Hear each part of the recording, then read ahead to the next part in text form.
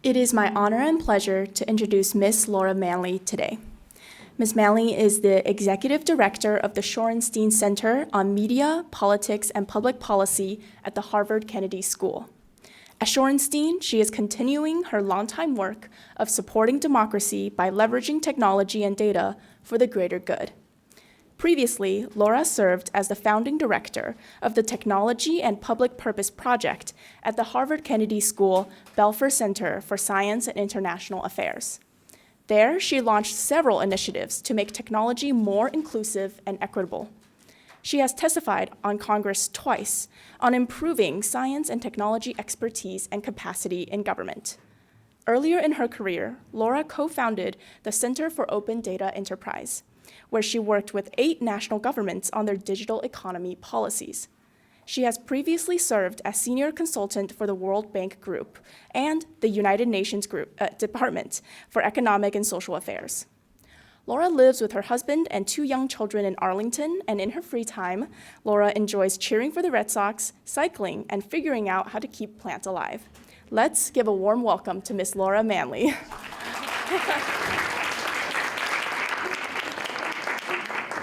Hello, everyone. Can you hear me okay? Yeah, okay. Well, I'm just so pleased to be here with you. I was really excited when I got the email from Stacy, so thank you for having me. Thank you all for hosting me here. When I read about this program and all of your profiles, I was just so thrilled. So I'd really love to hear from you as well as be able to share my expertise with you. I'd like this to be a conversation. So I'm going to spend a little bit of time going over my slides and talking through some of the stuff that I've seen in my career. But this is not just a one-way conversation. Please, if you have a question, if you have something that comes to mind or an addition that you'd like to share, feel free to just add that in, raise your hand, and we'll have a conversation. And then I'll leave most of the time in today's discussion for us to be talking together, okay? All right.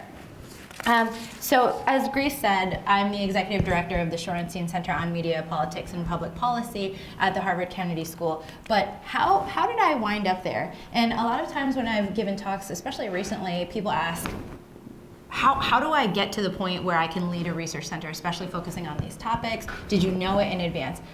And the answer is no, for sure not. Actually, my background started in mental health. I worked for the National Alliance on Mental Illness, and I did that for almost a decade.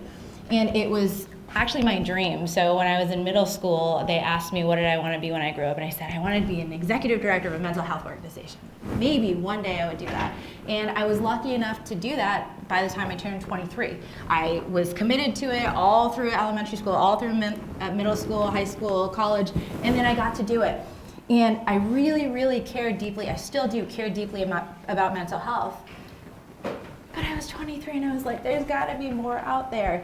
So around that time, when I was executive director, I also started seeing a shift in the mental health landscape in that people were starting to think about how technology could be used to reduce stigma for mental health, make it more accessible to people in different parts of the world, or in places where they didn't have access to a therapist. So that's when I started thinking about technology.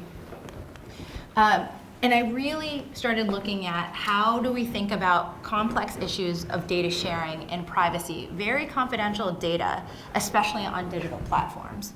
So from there, I went back to grad school and I really focused on tech and some thorny issues around data governance, privacy, and technology, especially for issues around mental health. And at the time, many of the government agencies were starting to think about data policies in emerging tech policies. So then I full out went down the tech route, but the important piece was that I was still able to focus on tech and how it worked for different communities, especially through the lens of data. So that's when I went and I started the Center for Open Data Enterprise. And since then, I've continued working on tech, advocating for tech policies that are focusing on the human first. So where am I now? I'm at the Shorenstein Center, and the focus of the Shorenstein Center is really looking at the intersections of media, politics, and public policy. And why does my background actually relate to that? Well, for all of you, for everyone around the world, technology has fundamentally changed what we think about media, in politics. So I was hired to bring that technology expertise in. And we have 4 real key questions at the Shorenstein Center that we work on. So the first is, how is technology impacting media? The second, what is government's role in regulating technology and emerging tech?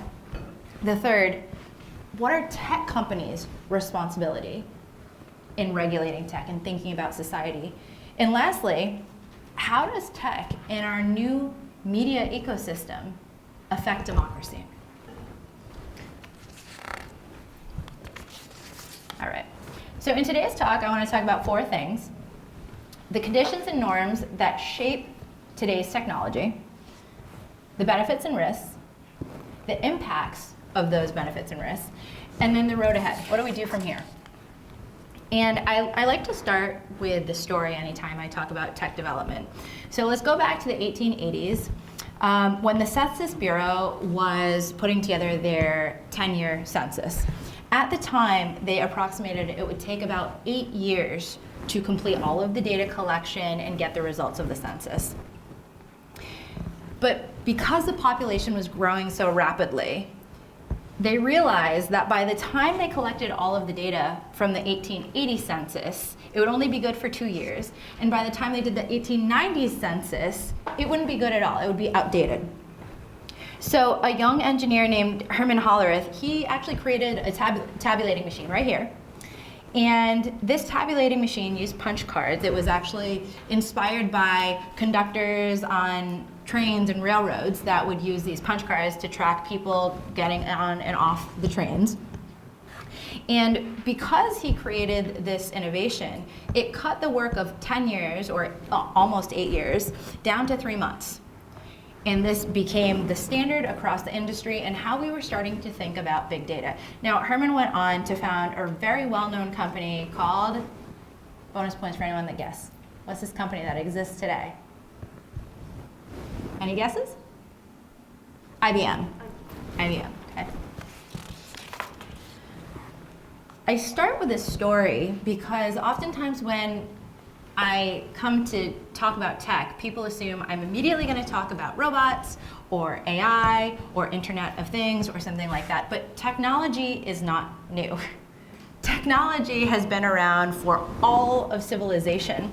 And according to Oxford Dictionary, it is the application of scientific knowledge for practical purposes.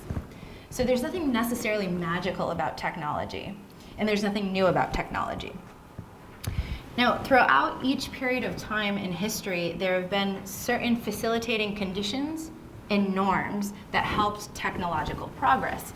So in the 1880s, there were lots of mechanical tools that were becoming very popular that made it possible to think about tabulating machines. There was the growing use of electromechanical relays that Nikola Tesla eventually pioneered. And the term business intelligence was first coined when people started to think of massive amounts of data, at the time just information on paper, to make decisions. So if supporting conditions and norms facilitate technological development, what are the facilitating conditions and norms of today? All right, so let's talk about the conditions first. First, I'm sure many of you have heard about this, the exponential increase in digital data, but let me be a little bit more concrete. Every single day, there's approximately 2.5 quintillion bytes of data created every single day. What is that equivalent to? It's equivalent to 10 billion Blu-ray discs filled up with information. If you stacked it on top of each other, it would be 4 Eiffel Towers all the way up to the top. Every single day, okay? And it's estimated that approximately 95% of the world's data was actually only created in the past 2 years. And that trajectory is just going up. Second, the ubiquity of mobile interfaces and increasing processing capabilities. According to a recent study, 92% of people in the whole world have a mobile phone. And you're like, okay, well, wait a minute, babies don't have mobile phones. But in many countries, people have multiple mobile phones, okay? So 92% of the population has a mobile phone, if we're just looking at numbers. And 85% of the population has a smartphone with more sophisticated technology than was used to put the first man on the moon. And then, of course, the growing power of artificial intelligence. And it's estimated that approximately 90% of US medium to large size businesses is critically dependent on some form of AI for their operations. Has anyone used ChatGPT yet? Okay, all right, you know what I'm talking about. So I'm actually more interested in the norms. The conditions are quite interesting, but I think the norms have equal consequence, and these norms dictate behaviors that give power to the technological conditions that inform how tech is developed. Three of the interrelated norms that I want to talk to you about today are our accelerationist culture, our understanding of specific users, and how we apply our values and priorities to the tech we develop. Okay, let's go through each one. Has anyone heard of this phrase? Everything that is not forbidden is allowed. Okay. So this comes from English law as a constitutional principle, and it's a deep and underlying part of the American innovation culture. The converse principle, everything that is not allowed is forbidden, is associated with European law, and it's very different how we see tech regulated with this fundamental difference in how our legal system is set up. So at our core, the concept of experimentation, innovation, pushing the boundaries really defines this country, our culture, and the tech ecosystem. What does that look like in practice? And what happens when you add an element of speed? We move fast and break things. Facebook's original motto, move fast, break things, and then move fast, build things, and then move fast with stable infra, and then just move fast, and then they were like, we're gonna give up on this one, this is not a good motto. We've heard fail fast, fail early. So innovation in speed, in scaling, is so fundamental to the way we think about tech and success in business in this country. Actually, the founder of Y Combinator said, it is most important to think about rapid growth. It is essential for startups. There's a consequence to that. What does that actually mean when the most important thing is speed? Okay, well, here's an example. When you look at the venture capital community, and particularly in finance, what's put on a pedestal is the unicorn status. How fast can a company get to $1 billion valuation? Regardless of how they got there, how fast can you do it? And this is an example of a recent tech company, Bird, that got to, this is a unicorn, got to $1 billion valuations, fastest ever. Here's another example. Does anyone see the Uber TV show based on the founder and what the early days of the culture were like? This is actually a slide from one of the early pitch decks about Uber and what makes someone competent to work at Uber. The technical definition is super pumpedness. Super pumpedness. I can't say it while I have a microphone on.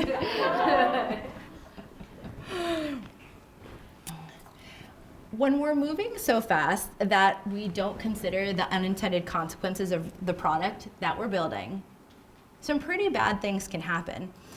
The founder of LinkedIn and a partner of Greylock recently launched a book called Blitz Scaling, and it talks about the lightning fast path to building and scaling a multi-million-dollar company. And there are dozens and hundreds, I'm sure, of books that are glorifying simply the speed.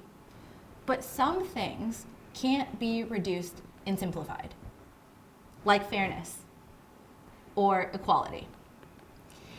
And when you set bad values at the beginning of a company that blitz scales, the DNA pervades that company. And especially when it's a tech company, technology just puts a rocket behind whatever direction you're going and makes it much faster. So that's why a lot of the tech companies we've seen have issues with ethics and dealing with some thorny issues regardless of how fast you're going, but it just makes it worse because of the speed. Okay, another norm, understanding users. So one of the great things that has actually come out of the tech space is human-centered design. And I'm actually a very big advocate of human-centered design and being able to understand more about very specific users and getting the specifics of what you're trying to accomplish out there and matching that with users' needs. I think that's really great. What are the downsides, though?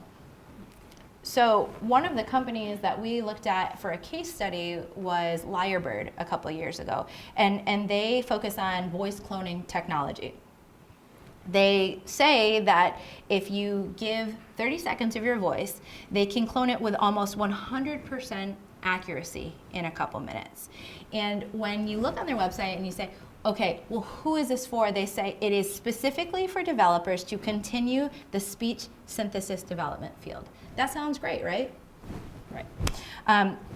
In an interview, though, someone asked, what might someone trying to do nefarious things use your tech for?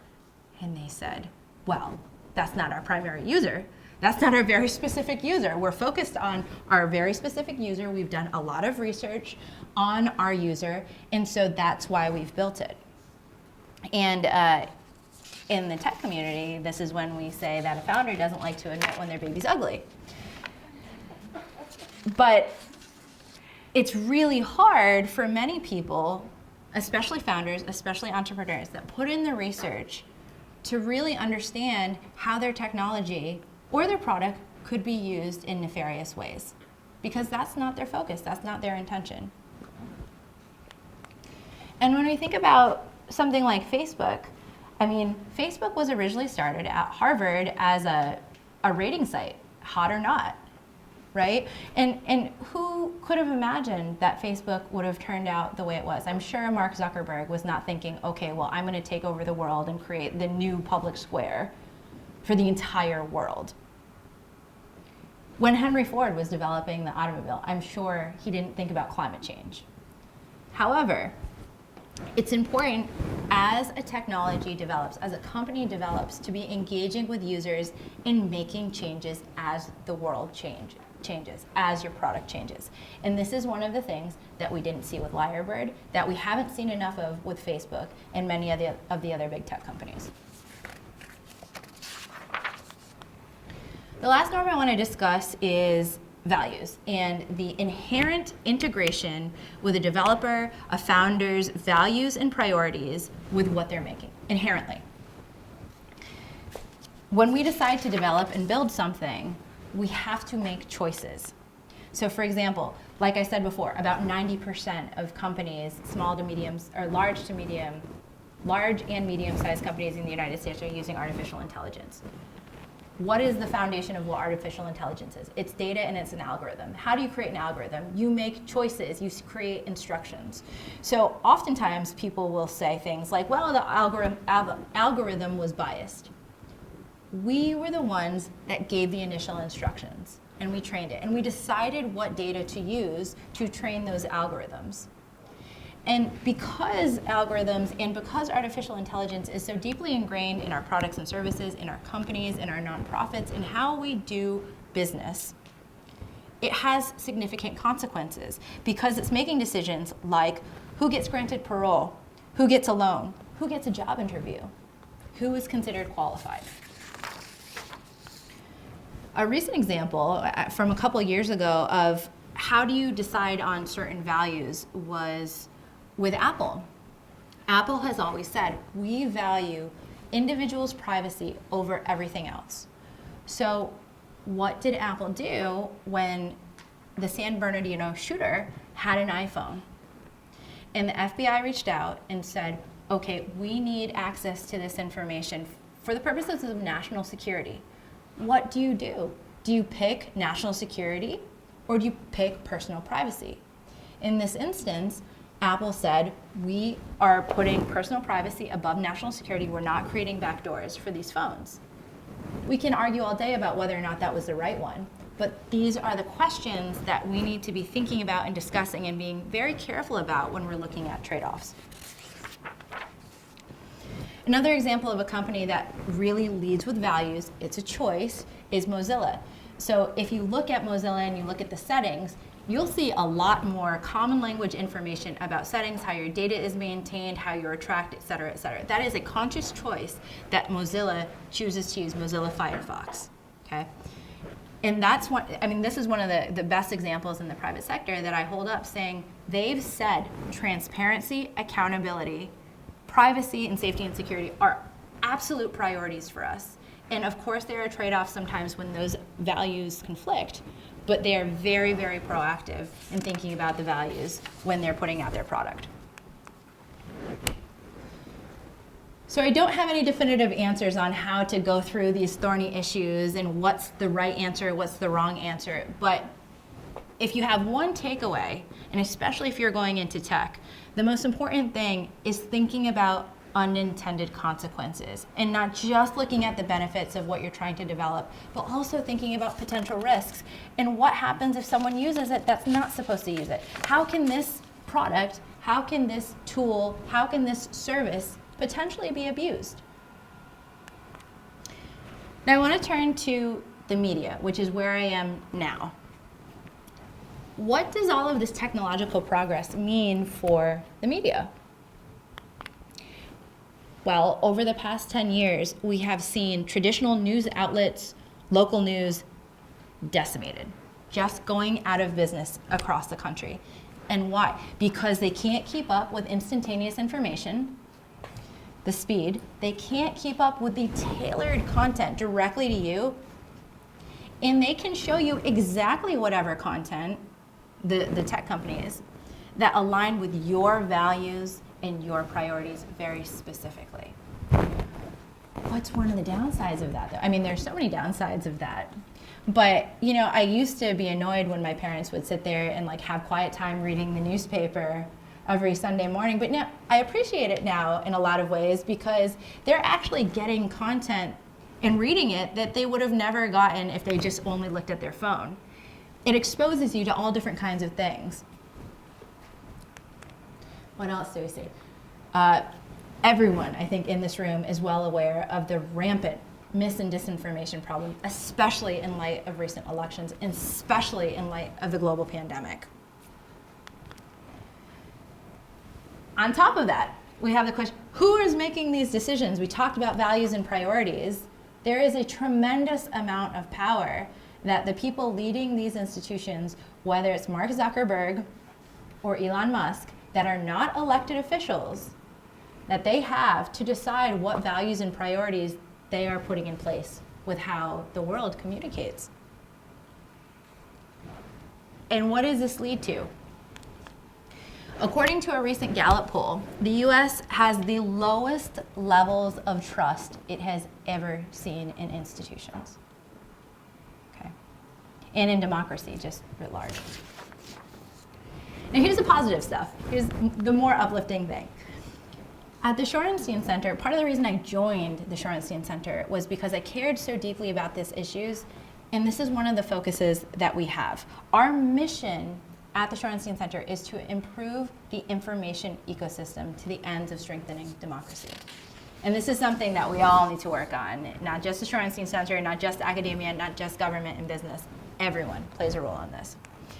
And we do this by looking at the information life cycle. So we think about how information is created. Good information, accurate information, but also how bad information or misleading campaigns or intentional disinformation is created.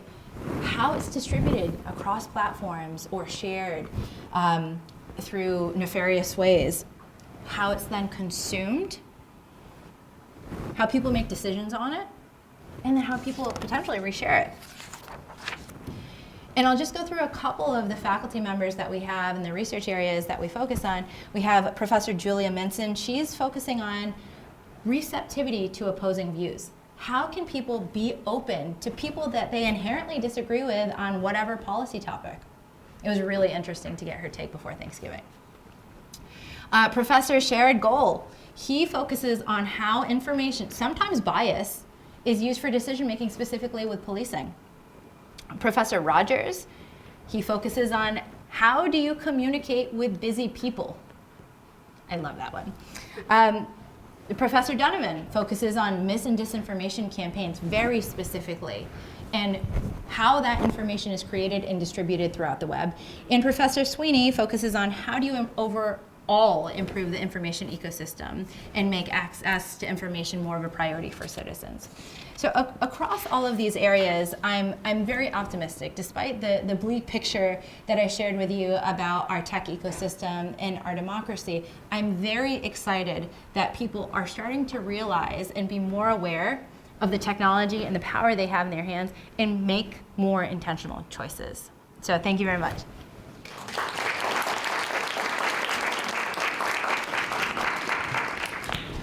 In some ways, I want to turn it pretty much right over to the fellows, but if I could ask just one question. Because I actually wrote down, even before you said the unintended consequences question, right? And in some ways, what you're almost asking people to be able to do is think about unintended consequences of technological innovation. How do you see those? Because part of it is that it's very difficult to see. So what's going on right now that you see is limiting our capacity to see those?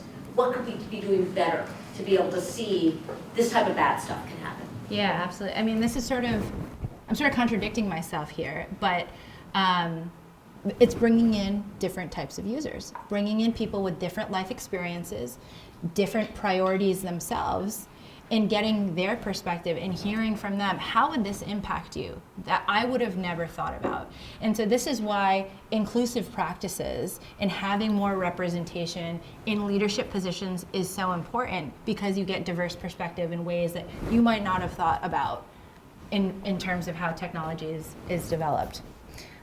I will say, historically, if you look at people that have done forecasting or futures planning or any, we're really bad. Humans are terrible at knowing what's going to happen in the future. Really, really bad. So the best thing we can do is bring in as many diverse voices with diverse experiences to the table to help do our best in thinking about unintended negative consequences.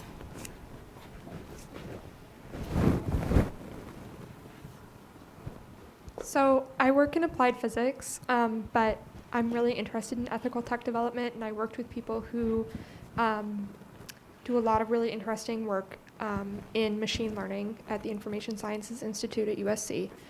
And one thing that I noticed is that when you're having conversations between scientists and engineers, it's fine because everyone's on the same playing field in terms of basic education. But when you look at something like the hearings done with Mark Zuckerberg or communication with different government wings, or even my own sponsors, who many of them were part of like the DOE or the DOD, that really begins to break down. So what do you think is the link between scientists and engineers in this really highly specified education and really being able to communicate, like, what does this tech do, and how to explain that to people without that background? I am so glad you asked that question. I have slides for it. I swear to God, she's not a plant. But this is actually the topic that I testified to Congress on twice. Because if we are going to have better policies that actually make sense, and policymakers that aren't asking about the tubes of the internet, or talking about, what was it, Tom Apple, or something like the Tim Apple, right? Then we need to have better expertise in government to explain these to the policymakers. And it is abysmal right now when you look at our Congress and how many people and how many staffers and how many chief of staffs have anyone with any kind of technical expertise, like any. And this is, I'm happy to send lots of information on this, because there are lots of really deep systematic reasons that this is the case, one of which is the fact that the average salary is $35,000 to become a staffer in the United States Congress. But all of the recruiting that happens for Congress happens for people that are doing political science almost exclusively. And it's just very, very challenging to progress in a policymaker position from the ground up if you don't have a technical expertise. The other thing is, people don't speak the same language across different sectors, but it's particularly acute with policymakers and scientists, or policymakers and technologists. And one of the things that we actually did at the TAB project was try to put in some kind of graphic why this is a problem and why regulation is late. And I actually have this. Okay, so bear with me for a second. So here on the x-axis we have technology maturity, okay? And it just goes on. Okay, so underneath it, I'm adding the scientific community. And so for people in the science fields, it'll be familiar with basic science, applied science, then you have product development, and then you have ongoing management and release to the public, okay? Then we add in the entrepreneur or the investor community. And how does that overlap with how a technology is developed in the scientific community, okay? So in the entrepreneur and the investor community, you have ideation, we have proof of concept or MVP, then we launch, then we grow, then we scale, and then we cash out, right? Has anyone seen this, the innovation diffusion curve? Okay, the innovation diffusion curve is how a new innovation is released to the public and it's adopted, okay? So for those of you that when the first iPhone came out were standing outside of the Apple store waiting for it, you were innovators or early adopters. Most of society doesn't come until the early majority or the late majority. And the people that are still hanging out with a rotary dial phone, you're the laggards, okay? So when we're thinking about how technology is introduced to the public, it usually doesn't start here until we're past product development and on to ongoing product management, and we're at launch. Why is there such an issue with government regulation though? All right, so let's, on the y-axis, let's put government involvement or oversight, okay? And now let's think of a couple examples here. Okay, so this first one here, we've got Facebook. Facebook existed under the radar for a very long time, and it only, still, no, doesn't have a lot of government regulation, okay? Uber, the same thing, okay? 23andMe, there was more regulation to begin with because that area of science has had more regulation for a longer period of time. Okay, so you can see that it started higher. And then when stuff really started to change, all of a sudden there wasn't policy in place and there was almost no government oversight again. But now it's going up again.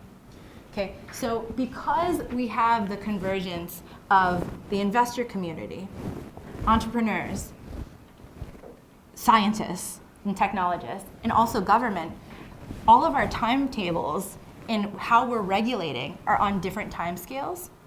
So you have that as a problem, and you have the problem that we're all talking different languages, and it results in quite a big mess. And so this is one of the things in particular that we spoke to Congress several times about. This needs to come more into alignment. We can't only be creating regulation once there's a huge blow up or a huge problem.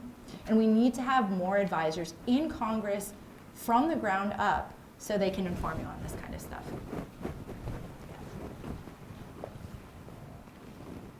Thank you so much for coming to speak with us. I just had a question specifically on the intersection between values and especially artificial intelligence. I'm not technologically involved whatsoever. I consider myself technologically illiterate, to be honest. But I did do a little bit of research on like AI being used in to calculate recidivism rates of incarcerated peoples. And one of the big issues is that when you're inputting algorithms that are put into these AIs and you use historical data to do that, historically it is black and brown people who are incarcerated at higher rates. And then you have these AIs take on this same role to calculate the recidivism rates or the rates at which they're going to return to prison, and it's going to just recreate that same historical trend. So how can you eliminate these historical biases when they are conditions of like the value systems we've had for such a long time and still create artificial intelligence with that same data? Is there any data that doesn't have these biases? Is it possible to even like get rid of them in any way? So that is my question. Yeah. So that's a very technical question for a technically illiterate person. So it's a very good question. One of the things I'm proud about at our center is Professor Goel is actually, he's developed an algorithm that's called blind charging, which is basically taking the historical data set, stripping any kind of the demographic identifiers, and then using that to help prosecutors when they're determining whether or not someone would actually be charged. A couple years ago, Amazon got in big trouble because they were using historical data for hiring. And historically, most of the people that were in senior positions were white men. So of course, they were recommending most of the white men advanced. So yes, it's a huge problem. There aren't any obvious fixes. There are some things like anonymizing the data or de-identifying the data with demographic information that we've seen in some instances is successful. There's also synthetic data, which is a data set that you create, which has some of the most fair or equitable kinds of characteristics as possible. And then you can create that or essentially duplicate that at scale.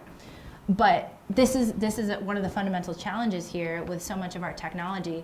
If we're trying to create a better future, and our past is problematic, especially from a data standpoint, how do you do that when everything is fueled by data? Mm-hmm.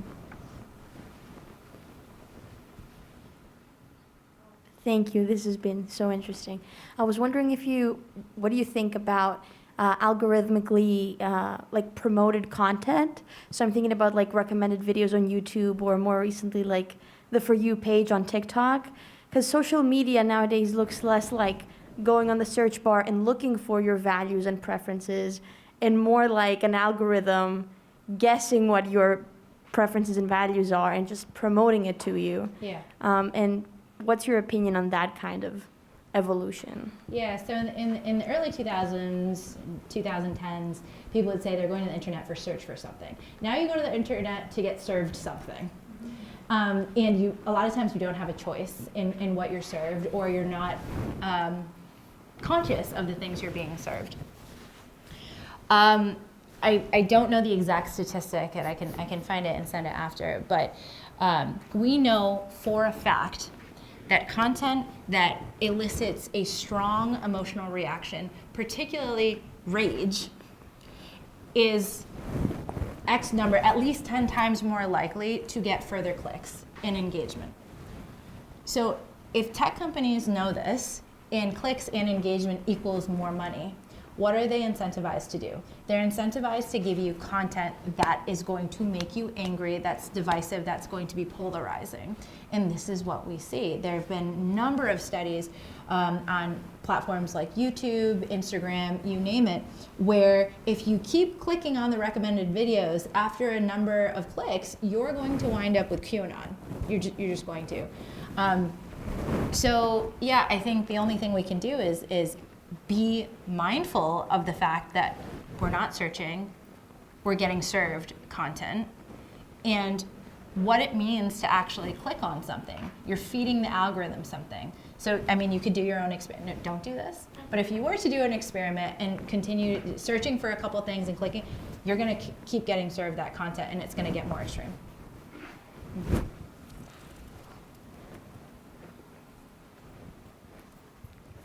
Hi, thank you so much. This is kind of like my whole thing, so I'm very excited about it. My question is actually a little bit about QAnon and all of that, but radicalization online and what tech companies' responsibilities or what you think the responsibilities should be. I know Reddit goes through purges. They got rid of the brain cell page that was advocating for hatred and violence against women. QAnon pages are typically shut down. Kind of half and half depending on what site they're on. But just your opinion on that and how that those policies are going to have to evolve as these pockets keep popping up of people who are eliciting very violent rhetoric and very hateful rhetoric and then going out and actually doing it and being attributed to these pockets. Yeah.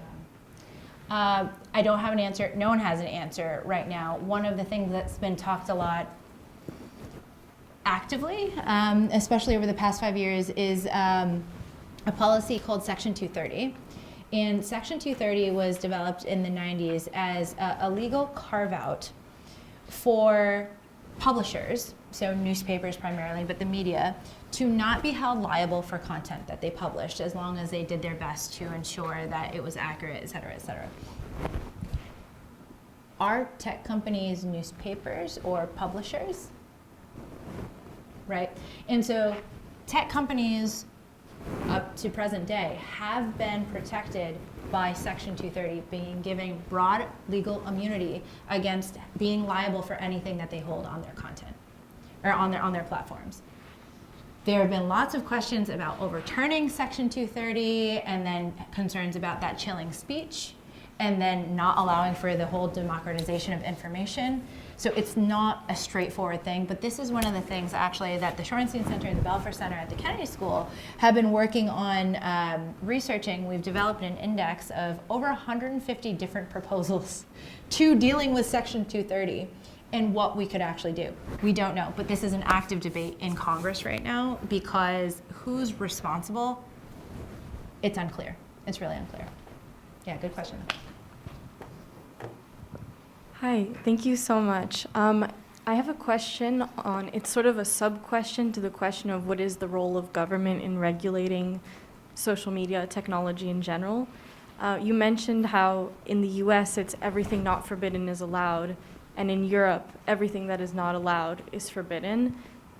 How do you think this difference in government outlook affects that question, and why are these differences, basically, and what can be done for the future? I mean, you gotta ask the founders for that, like why it is. But I can tell you, like a very concrete example of how it manifests in different policy change, GDPR, right? Landmark data privacy legislation that was passed in the UK, or in Europe, which prioritizes data privacy and making sure you're giving appropriate notification if data is being kept, you're asking for consent, and after a certain period of time the data is deleted. Fundamentally different than the United States, where it's, did you read this like 60-page user agreement that no one's actually reading, and like, fine, we're gonna sort of trick you, and then you click accept. Fundamentally different. The closest thing in the United States to that is the California Data Protection Act, CCPA. That's probably the closest thing, and I feel like maybe they had to do something because so many of these companies are based in California, but that is the most clear-cut example of how we see these different ways of thinking about policy and legislation in action.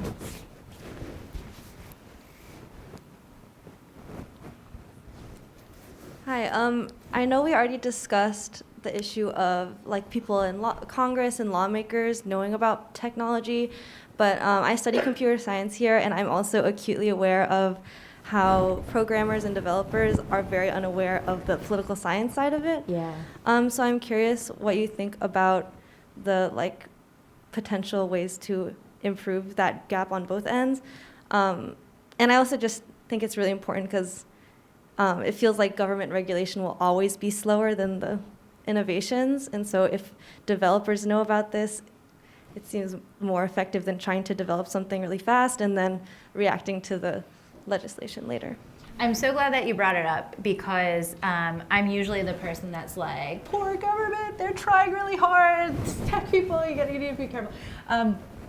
So there are lots of organizations that are beginning that bridge the divide both ways. So on the Congress side, making Congress smarter, they have things like Tech Congress. Like if you are a technical person and you want to get expertise in government, you want to get that experience, look up Tech Congress. It's an opportunity for you to be a fellow placed in congressional offices or on one of the committees using your expertise for real-time policy.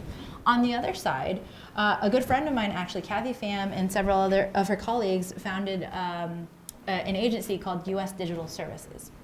And there's another one called 18F, which is related, and for people right out of college called Coding It Forward. All of these organizations help technical people or people from Silicon Valley to come into government and get that experience.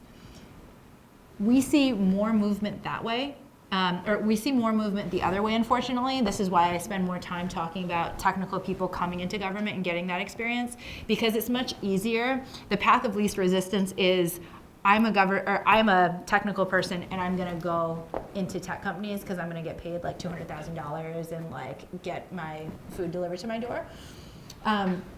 But there are lots of new programs that are starting like this that help to bridge the divide. There's other programs happening to help inform policymakers as well. on some of these issues. So there are a series of roundtables where policymakers can have discussions, convenings with the technical folks to understand it at more a granular or plain language level. But I think the other point is the technical folks need to have government experience in addition to policy people knowing about tech.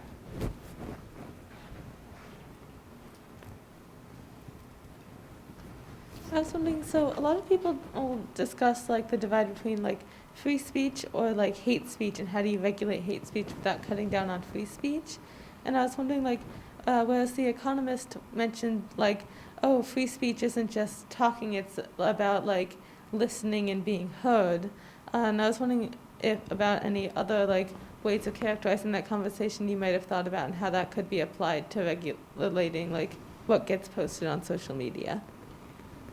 There are very clear legal definitions around what constitutes hate speech. The problem is less about whether or not there's an actual legal precedent around these issues and how it's then enforced at scale across all of these different platforms. And that's one of the, so you could have things that are legally considered hate speech in these platforms. The corporate governance structure and the policies, though, in place at these institutions either won't catch it, or it's happening so much at scale they don't know what to do about this. And we're literally seeing this on Facebook. So many of the things that are sort of bordering on what could be hate speech legally have happened, and then they were taken down prior to Elon Musk on Twitter, or eliciting violence or something like that.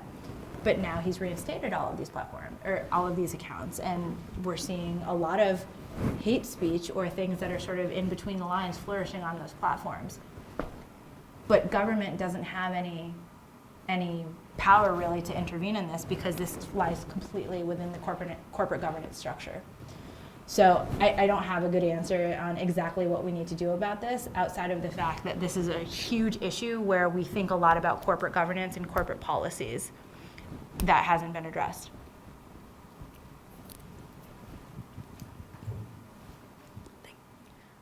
Kind of like Deborah, I on the side of being tech illiterate, I think most people don't know how any of this works, and we're kind of hardwired to believe we have to use it now. I don't think there's no way to opt out of tech. And it seems like more and more government interest seems to overlap with how tech companies see data as well. Like you have the government spying on people, surveillance, crowdsourcing, backdoors, and all of these things. And it seems like maybe we have to be more pessimistic, because the government might not want to get involved and clamp down. So as a humanities person, it makes me think we have to reinforce our legal structures to try and enforce more privacy protection and things like that. Do you think now it's all on civil society and users, or do you really think the government is, in the long run, going to try to keep up with and actually stop the abuse of people's data? Tell me a little bit more why you feel like the government has the same interest as tech.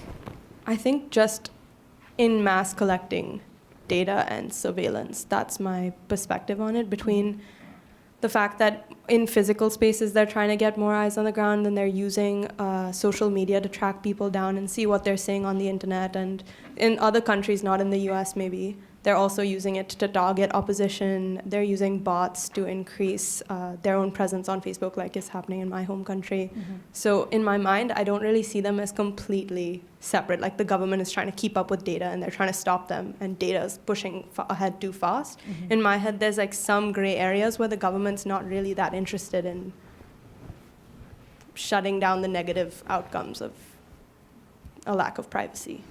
Yeah.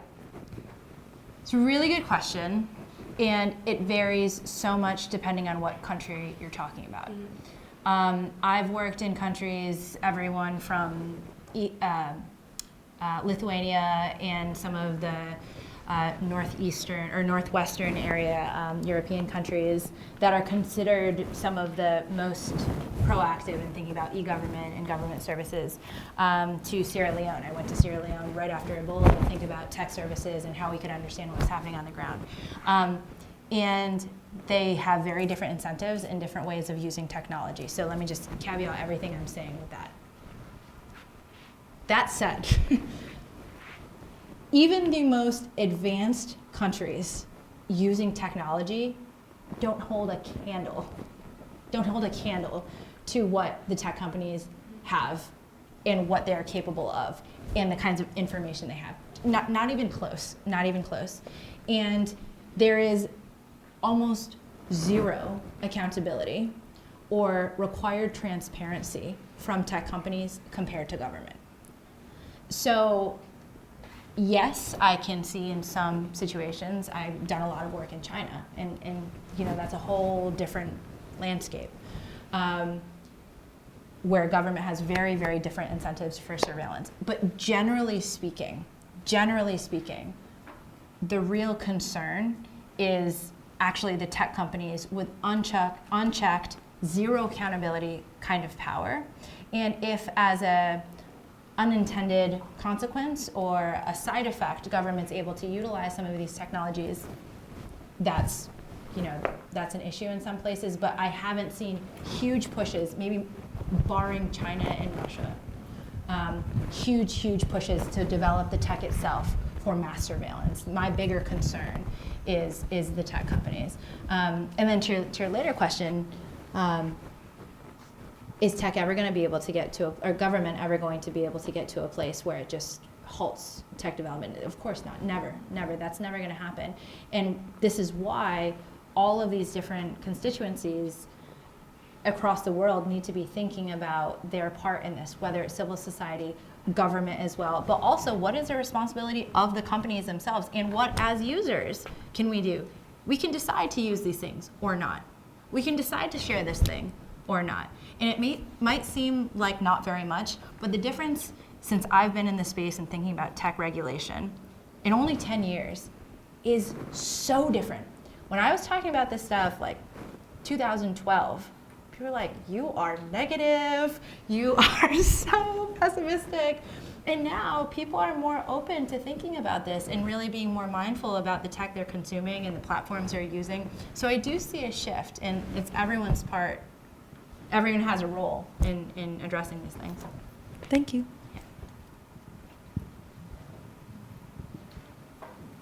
Thank you.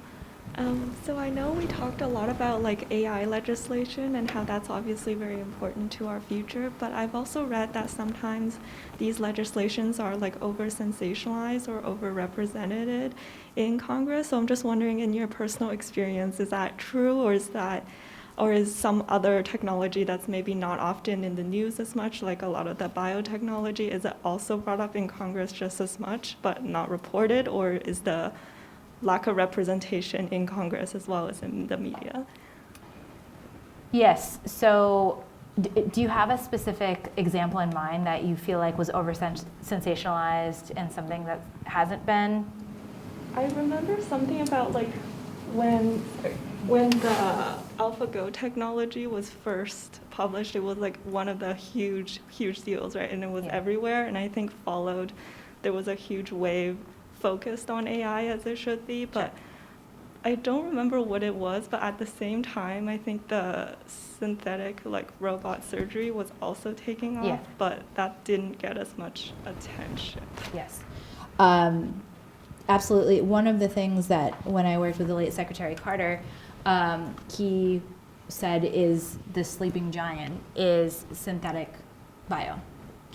So we had 3 areas of work that we focused on at the Technology and Public Purpose Project. It was digital technologies, primarily AI. We looked at the future of work in the labor market because of all of these new advances in technology. And the third was biotechnology. And around the time that everyone was freaking out about OpenAI and some of these, and Go and that kind of stuff, there were babies that were gene edited born in China. And it sort of made the news, but then it really died off. And what Secretary Carter was always concerned about was the synthetic biospace. And because it's so much more technical in a lot of ways and gets less coverage, it's easier to continue being developed, and people are really not aware. The other thing that's been happening that we focused on was geoengineering. So David Heath is one of the leading climate scientists in the world at the Kennedy School, and he's been working with NASA and some folks over at MIT to think about experimenting with our climate through geoengineering. that's a huge deal. There are serious consequences to that. You probably won't see it on the front page of the news. So yeah.